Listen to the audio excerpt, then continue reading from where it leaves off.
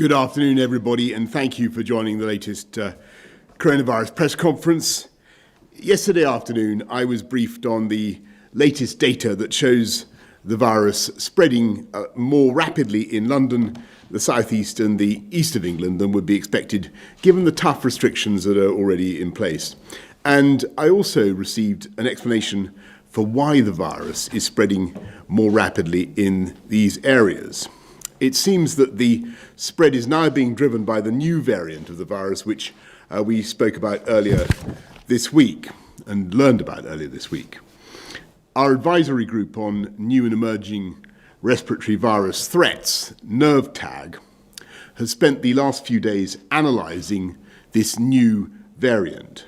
There's no evidence that it causes more severe illness or higher mortality, but it does appear to be passed on significantly more easily. NERVTAG's early analysis suggests the new variant could increase the R by 0.4 or more, and although there's considerable uncertainty, it may be up to 70% more transmissible than the old variant, the original version of the disease. This is early data and it's subject to review, but it's the best that we have at the moment, and we have to act on information as we have it, because this is now spreading very fast. The UK has by far the best genomic sequencing ability in the world, which means we're better able to identify new strains like this than any other country. The Chief Medical Officer last night submitted our findings so far to the World Health Organization, and will continue to be totally transparent with our global partners. There's still much that we don't know. While we're fairly certain the variant is transmitted more quickly, there's no evidence to suggest it is more lethal or causes more severe illness. Equally, there's no evidence to suggest the vaccine will be any less effective against the new variant. Our experts will continue their work to improve our understanding as fast as we can. So we're learning about it as we go, but we already know enough, more than enough, to be sure that we must act now. So I met ministers on the COVID Operations Committee last night, and again first thing this morning. Cabinet met at lunchtime to agree the following actions. First, we will introduce new restrictions in the most affected areas, specifically those parts of London, the South East and the East of England, which are currently in Tier 3. These areas will enter a new Tier 4, which will be broadly equivalent to the national restrictions which were in place in England in November. That means residents in those areas must stay at home, apart from limited exemptions set out in law. Non-essential retail, indoor gyms and leisure facilities and personal care services must close. People must work from home if they can, but may travel to work if this is not possible, for example, in the construction and manufacturing sectors. People should not enter or leave Tier 4 areas, and Tier 4 residents must not stay overnight away from home. Individuals can only meet one person from another household in an outdoor public space. Unlike the November national restrictions, communal worship can continue to take place in Tier 4 areas, and these measures will take effect from tomorrow morning. All tiers will continue to be regularly reviewed in line with the approach previously set out, with the next formal review taking place on the 30th of December. Second, we're issuing new advice on travel. Although the new variant is concentrated in Tier 4 areas, it is nonetheless present at lower levels around the country. So we're asking everyone in all tiers to stay local. People should carefully consider whether they need to travel abroad, and they should follow the rules in their tier. Those in Tier 4 areas will not be permitted to travel abroad, apart from limited exceptions such as for work purposes. Third, we must, I'm afraid, look again at Christmas. And as Prime Minister, it's my duty to take difficult decisions, to do what is right to protect the people of this country. Given the early evidence we have on this new variant of the virus, the potential risk it poses, it is with a very heavy heart, I must tell you, we cannot continue with Christmas as planned. In England, those living in Tier 4 areas should not mix with anyone outside their own household at Christmas, though support bubbles will remain in place for those at particular risk of loneliness or isolation. Across the rest of the country, the Christmas rules allowing up to 3 households to meet will now be limited to Christmas Day only, rather than the 5 days as previously set out. As before, there will be no relaxation on the 31st of January, so people must not break the rules at New Year. They must not break the rules at New Year. It's very, very important to emphasise that. I know how much emotion people invest in this time of year and how important it is, for instance, for grandparents to see their grandchildren, for families to be together. So I know how disappointing this will be. But we have said throughout this pandemic that we must and we will be guided by the science. When the science changes, we must change our response. And when the virus changes its method of attack, we must change our method of defence. And as your Prime Minister, I sincerely believe there is no alternative open to me. Without action, the evidence suggests that infections would soar, hospitals would become overwhelmed, and many thousands more would lose their lives. And I want to stress that we are not alone in this fight or in taking these types of decisions. Many of our European friends and neighbours are being forced to take similar action.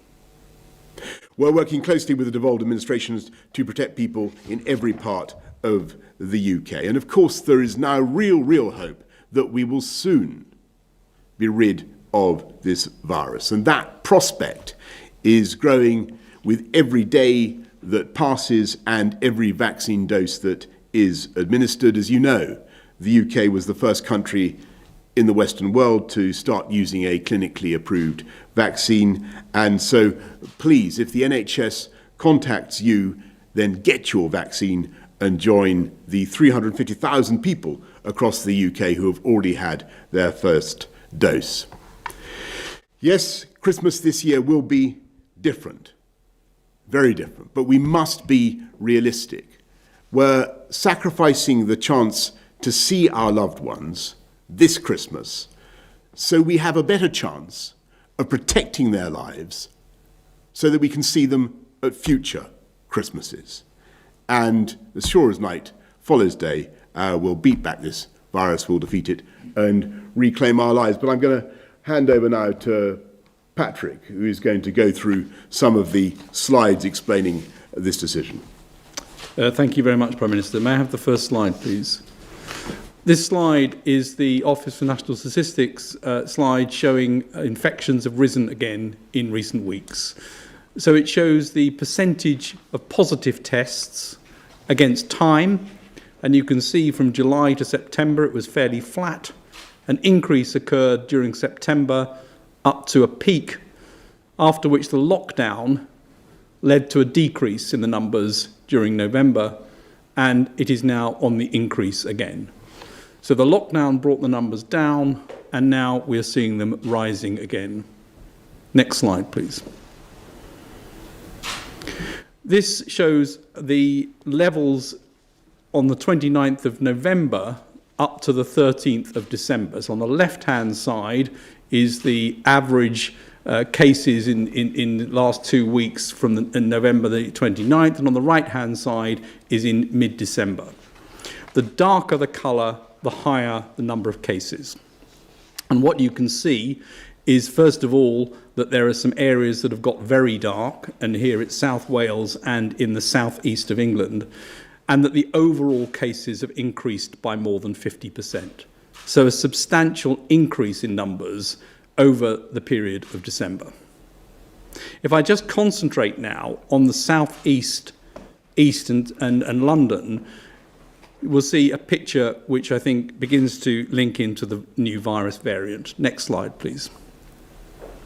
So this is hospital admissions per day in London, the east of England and the southeast from NHS data from September through to now. You can see a gradual increase in the number of hospital admissions per day, and you can see a very sharp increase during December. This virus has taken off, it's moving fast, and it's leading inevitably to a sharp increase in hospital admissions. Next slide, please. If we now look just at the areas that are moving into Tier 4, as the Prime Minister has just said, which is areas in London, the South East and the East, and look at the number of cases, the case rate against time, what you can see is that the number of cases increase, or the case rate increases dramatically. If you look at the dotted line, that's for England as a whole. You can see case rate increasing to November, decreasing during lockdown and increasing again. But if you look at the solid blue line, which is London and the South East and the East in Tier 4, you can see a rapid increase, a very sharp increase in rates over the period of December. So we have a particularly fast-moving problem with increased numbers in the area going to Tier 4, but a generalised increase across the country. Next slide, please.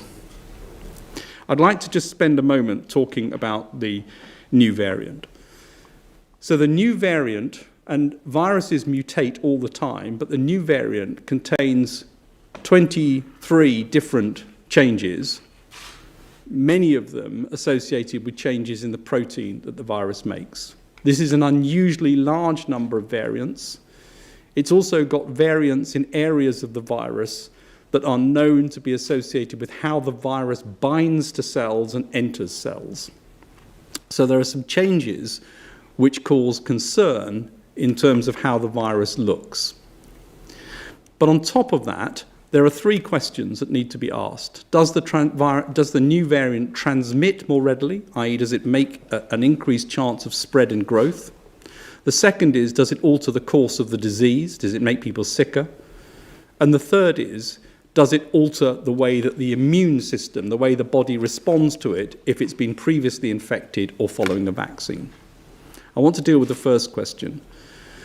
There are three different sources of evidence, from genetic studies to frequency studies to laboratory studies, all of which come together to suggest this virus has a significant, substantial increase in transmissibility. And this is also highlighted in this graph, which shows the proportion of all the cases that were due to the new variant. So the new variant was first thought to have occurred sometime in mid-September in London or Kent, and by the middle of November, about 28% or so of the cases in London and the South East, and slightly lower in the east of England, were due to the new variant. So it had grown rapidly.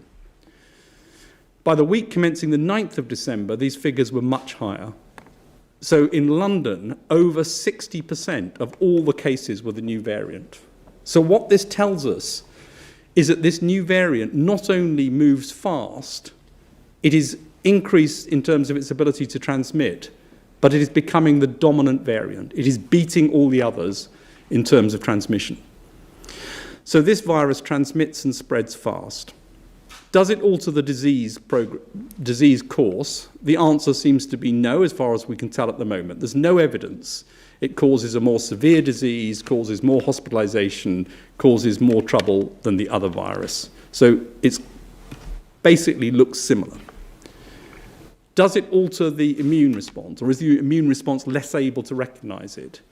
There are theoretical reasons to suspect that some of the changes might alter some of the immune responses, but there's nothing that's been seen to suggest that's the case. And our working assumption at the moment from all of the scientists is that the vaccine response should be adequate for this virus. That obviously needs to be looked at going forward, and we need to keep vigilant about this. But the big change, therefore, is not disease progress, not the immunity, but transmission. This virus spreads more easily, and therefore more measures are needed to keep it under control. We absolutely need to stick to the basics of making sure that we reduce our contacts, reduce the ability for this virus to spread, and that's the reason that tougher measures are required to keep this variant under control. Thank you very much. Thanks very, very much, Patrick. Chris, is there anything you want to add to any of that? And well, thank you very much. Then let's go to questions from the public and then the media. First, Laura from Worthing. Why are shielders still expected to work in Tier 3? As somebody who's already lost 2 loved ones to COVID, this terrifies me. Thank you. Well, Laura,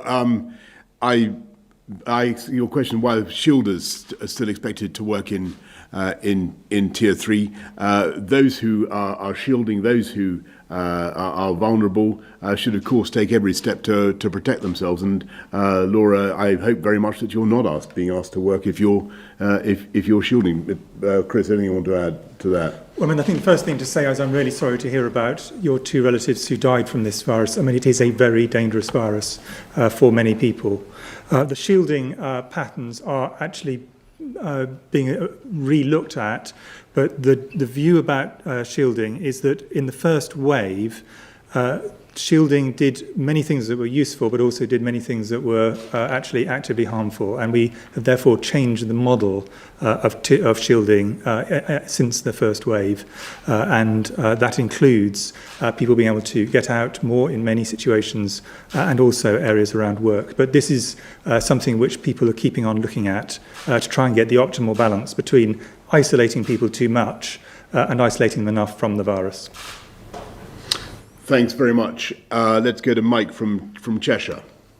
Mike from Cheshire asks, in the daily update figures, people testing positive, number of tests, deaths and so forth, could you also provide the number of people who've had the vaccine? Well, Mike, thanks for that. And yes, as you've heard from me just now, the figure that I've been given today is 350,000 have so far had their first dose. And we'll make sure that we keep people regularly updated on the rollout of the vaccine. Let's go to Laura Koonsberg of the BBC. Thank you very much, Prime Minister. There were calls for you to drop the plans for Christmas last week, just a few days ago.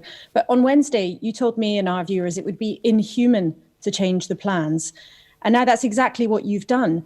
Aren't the millions of people whose plans have just been torn up entitled to feel that you just left this too late and you've caused them more personal disruption and upset by doing so? And can I ask the medics, you've shared some of the analysis of this new variant, but you mentioned that Portendown have been looking at this in the earlier press conference this week. Can you say if Portendown have completed their assessments of it? And Professor Whitty, if someone is packing a bag right now, listening to or watching this, trying to leave the southeast by midnight tonight, what should they do? Well, Laura, let me first of all just say to everybody who's made plans for Christmas, as I said earlier on, everybody who's thought about it, all the care and love that's gone into plans for Christmas, we, of course, bitterly regret the changes that are necessary. But alas, when the facts change, you have to change your approach. And the briefing that I had yesterday about this mutation of the virus, particularly about the speed of transmission, was not possible to ignore. And when the virus changes its method of attack, we as a country have to change our method of defence, and that's what we're doing. Shall I take the one that was addressed directly to me, and then Sir Patrick may want to talk about Portendown? I want to put some numbers out there because I think that helps to explain why I'm going to give the answer that I'm going to give. But my short answer would be, please unpack it at this stage. And the reason for that is if you look at the southeast, if you look at the east of England and look at London, there's been a really dramatic increase in the proportion of the cases that we see that are, when we do on the screening tests, which are not absolutely exact but pretty accurate, would imply that in the southeast, 43% of the virus is now this new variant. In the east of England, it's 59%, and in London, 62%. The numbers may vary slightly, but those numbers are broadly right. And those have gone up very, very fast over the last few weeks. So this has really gone incredibly quickly. They are much lower in other areas of the country. And then when you look at the rates of increase in hospitalizations, there have been, the numbers of people in hospital across the country, what you see is in the areas where this is very, very common, you're seeing rates of increase of maybe 36% in the east of England, 34% in London, and 28% in the southeast. These are the areas which actually have significant numbers of this new variant. But if you go to, let's say, the northwest and the northeast and Yorkshire, in these areas there has been no increase in hospitalizations. They're managing to keep things down with tier 3. And if you look at the rates of this new variant in those areas, you see they're much lower. So, for example, in Yorkshire and the Humber, around 5%. Now, again, the exact numbers don't matter, but the point is that if you have a lower amount of this variant, the rate of increase is held by the tiers. If you have a very high rate of this variant, then it is not held sufficiently by the tiers and it is going up rapidly. And our big worry is essentially this is growing in two directions. It's growing up in terms of percentage where it is. So it's getting a higher and higher proportion of the cases. And as Sir Patrick said, the chance if someone gets infected of them having to go to hospital or dying at the end of it seem to be roughly the same, as far as we can see so far, as the previous variant. And if they were to go with this new variant unwittingly to an area that has a low prevalence and start this being seeded even more outside the high prevalence areas, that would be a significant risk to the area they went to. So that is the reason we are really keen that people do not go from these areas, because otherwise we'll not only see it going up in the areas it's already a problem, we'll see it going out to other areas of the country where it currently is not a problem. And it was because we understood this information in the back end of this week that we advised you really do have to act at this stage, because this is otherwise every area of the country will get this very quickly, and then none of them will be able to hold things with tier 3 and tier 2 elsewhere. Thanks very much, Laura. Robert Pesson, ITV. Just answer the forgive me. Question. Sorry, just to answer the Porton Down question. Porton Down are looking at this all the time. When data become available, we'll make sure we get it out as soon as we can, but we don't have any more information than we've shared today. Thanks very much, Laura. Let's go to Robert Pesson, ITV. Your colleague on Sage, John Edmonds, has just sent me a statement saying that as far as he's concerned, this is the worst moment of the epidemic because of the extraordinary infectivity of this new strain. Do you agree with Professor Edmonds? We saw the virus rising in Kent during the lockdown and during tier 3. Why didn't you take evasive action then to close down Kent, even before you knew that there was a new strain? And what confidence do you have that the new tier 4 measures will suppress the virus, given that the lockdown did not suppress it in Kent? Well, perhaps I could just give a layman's answer, Robert, because I think the whole point is that we were very puzzled during the November the 5th to December the 3rd autumn measures by why the tier 3 system wasn't delivering the results in Kent that it was delivering, and a couple of other places that it was delivering, for instance, in the northwest, and clearly there was something going on. It's not really, I think, it'd be fair to say, until yesterday, as we've seen this data on transmissibility, that we've really got the answer that explains it. And today's action is a response to that change in the science. That's my layman's answer. Yeah, I mean, is it the worst moment? Well, I'm afraid there have been so many terrible moments in this epidemic. This is another one. But I have to say that in my own view, this is not the worst moment in the epidemic. And the reason for that is, although this virus is more transmissible, and we must do everything we can, which is what the Prime Minister has announced, to keep it as constrained as possible, keep it down as much as possible so it does not spread, we do have medical countermeasures. We have a vaccine already being rolled out, as the Prime Minister said, and therefore there is a prospect relatively in the sort of medium-term future where things could be quite a lot better. And if you think back to the dark days at the end of March and April, not only were the numbers going up incredibly fast, the mortality was actually higher than now because medical treatment has got better, but we had no vaccines on the horizon. They were in the far horizon. So I think this is a situation which is going to make things a lot worse. There are some really optimistic things if you look once we get the vaccine out, assuming that the vaccine works against this, which I think at the moment is our working assumption. And that is, we really must hold the line. And my view, and Patrick will want to add to this, is what we must absolutely do is slow this down absolutely as much as possible. And if we can take it down from a doubling time of every 7 days, which it is in many areas, which is really fast if you think about that compounding up, and pull it right out, even if we don't manage to put it all the way down, and we hope we will, at least then we're not going to have this skyrocketing number, we're not going to have the numbers spreading out across the country, and that will give us a chance to get the vaccine out and protect the most vulnerable people, so that if it does then escape, what we have is the barrier of the vaccine to help protect them. So I think, this is a bad moment. That's the reason the decisions have been taken by the Prime Minister and ministers, but there is at least this prospect in the future. Yeah, I agree with that. I mean, this is a horrible moment for sure. I think we should, though, thank that we've got the genetic sequencing consortium that's actually got onto this very fast and found an explanation of what was going on. I think that's really important that we've got that, and we'll continue to utilise that resource in the UK. And we know what needs to happen to try and slow this down. And it's the basic things. I mean, although this is complicated in many ways, in other ways, it's really simple.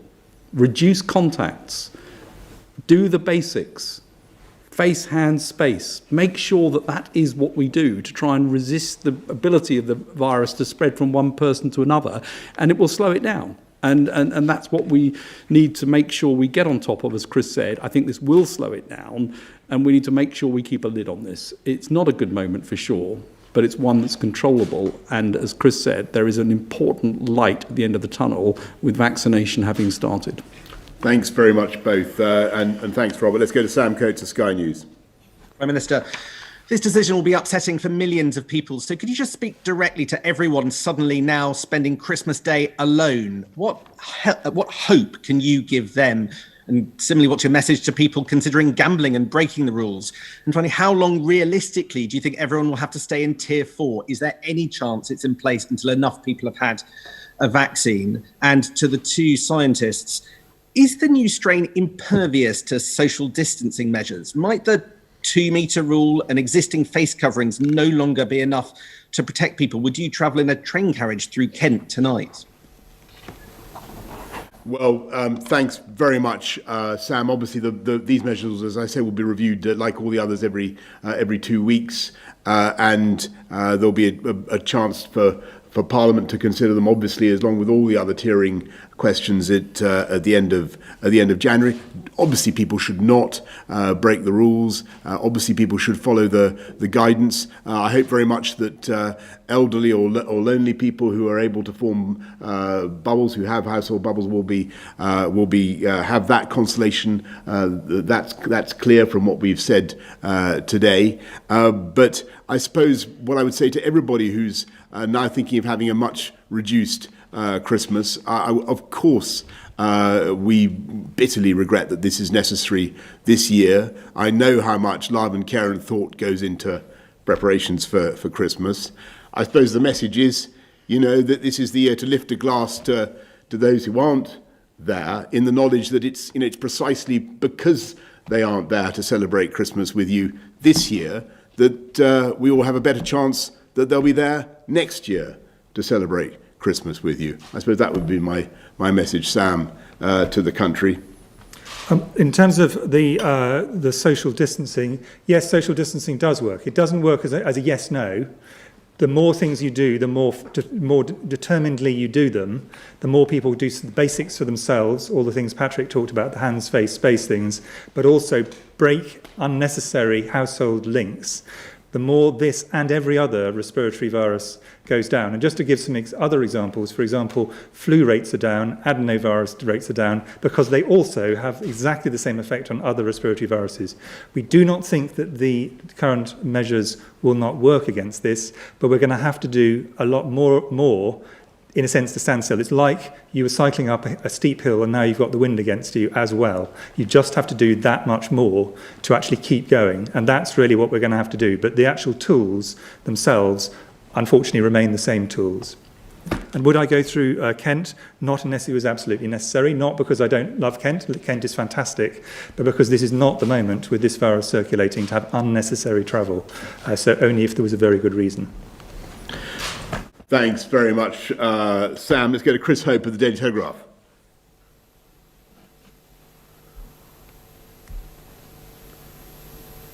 Chris, you need to unmute, I think. We can see you. Can you hear me, Prime Minister? Yes, got you. Forgive me for that. How will this be policed, Prime Minister? Do you think police should be stopping people from travelling outside of a Tier 4? And do you advise police to knock on the door of households that break these rules on Christmas Day? And are these an admission that the tiers have failed? Are we back to essentially lockdown until March? And just for the scientists and medics, I wonder why Britain has got this one so bad, this variant so bad. Which other countries have it? And how did the new variant get here, please?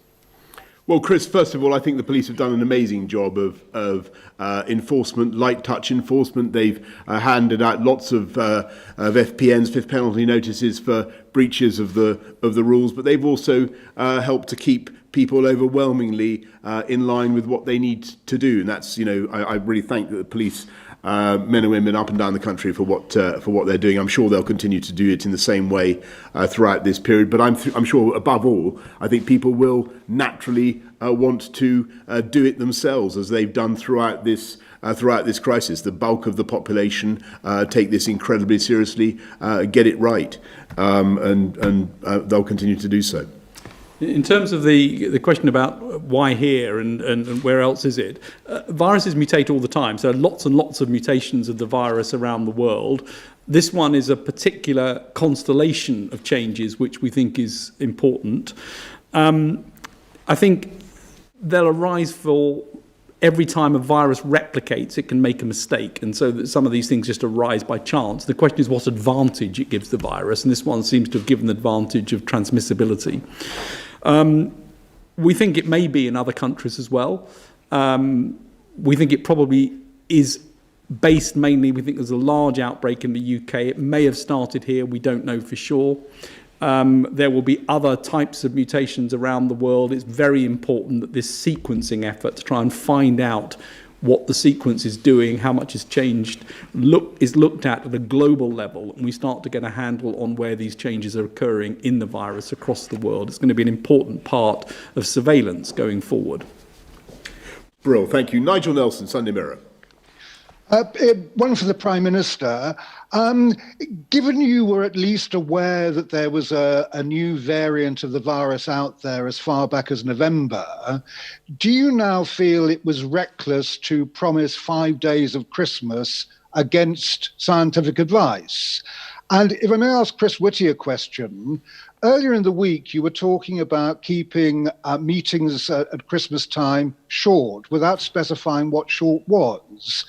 Can you say now for tiers 1, 2 and 3 whether that should be seeing Granny for a cup of tea for an hour, a 2-hour Christmas lunch, or 4 hours going to sleep over the telly? Well, no, Nigel. First of all, thank you very much. But we've always taken account of scientific advice, always tried to follow it. And that is what we're doing today, because the science is clearly changing and has changed in the sense that our understanding of this new virus, its transmissibility, has been radically shifted just in the last 24 hours. And certainly the understanding of the people before you here this afternoon. And we simply can't ignore that. And that's why we're taking these extra steps today to protect the country. In answer to the question you put to me, what I said, and I'm very happy to repeat it, is to the extent that you possibly can, keep it small, keep it short, keep it local, and remember the vulnerable are vulnerable. And that is still absolutely the message. So if you've got your grandmother, you really want to minimise the amount of contact. You want to keep it at a distance. You do want to have the shortest period you can, because what you really want is to get to the point when your grandmother has been vaccinated, ideally when you and people around you have been vaccinated, taking the risk right down. At that point, we're in a different place. But at this point in time, at this really, really critical and dangerous time, pre-vaccine but high transmission, I would repeat it: keep it small, keep it short, keep it local, and remember the vulnerable. And short should mean as short as you can manage with a reasonable social interaction. And I think one way to think about it is assume you could be infectious. I mean, it's not somebody else's issue, it's your own issue. You might be infectious, and that's the way that we have to behave at this moment. Assume you might be infectious.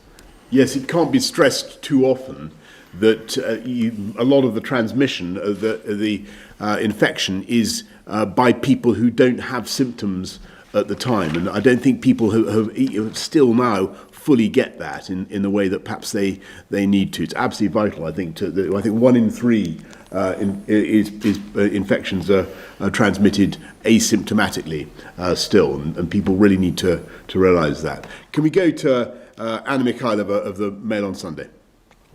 Prime Minister, you said earlier that when the facts change, you have to change your approach. But the facts 3 days ago were you knew about the new strain and you knew that infections were rising. And still you said it was too late to cancel Christmas.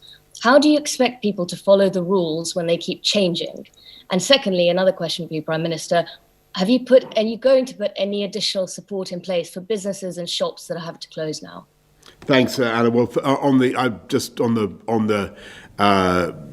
facts of the science, I think we've tried to spell out this afternoon what has changed, and what has changed is the velocity of transmission, our understanding of how fast this disease is transmitted, and the susceptibility of people to getting it. As I say, NervTag thinks it's up to 70% more transmissible now than the old variant. We simply can't ignore that.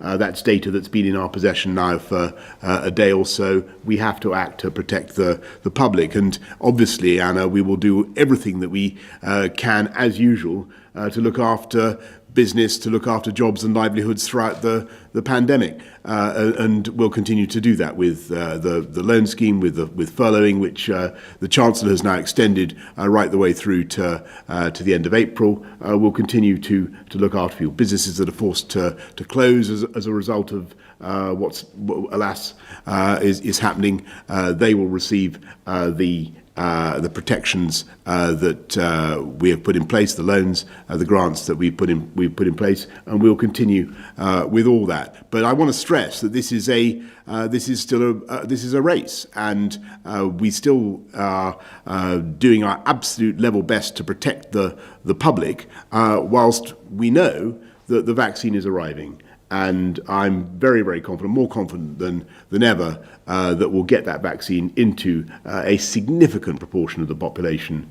by the spring, and that things will be radically different for our country by Easter. I'm absolutely convinced of that. And although this is unquestionably a difficult moment in the campaign against this virus, in the struggle against this virus, those fundamental facts, that fundamental reason for optimism about the progress that we have made, that remains unchanged. Thank you all very much. Thank you.